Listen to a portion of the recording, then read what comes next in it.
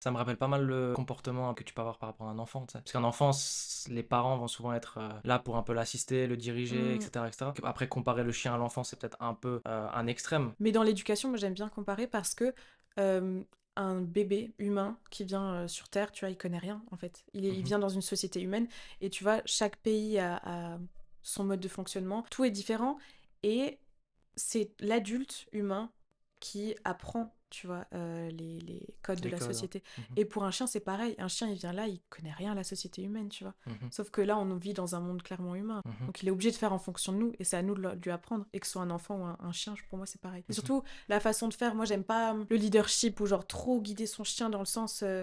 Ton chien, il est tellement. Tu lui dis tellement tout le temps quoi faire qu'il peut même plus prendre des décisions par lui-même ou te proposer des choses par lui-même, tu vois.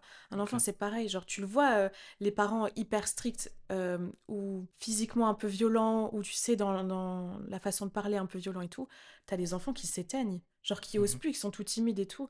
Alors que, à contrario, des enfants, genre vraiment où tu leur dis, en gros, tu peux dire ce que tu penses et on en parle. Enfin, à un certain âge, tu vois, mais même tout petit, j'aime bien faire ça. Ou juste lui montrer qu'il est écouté et entendu.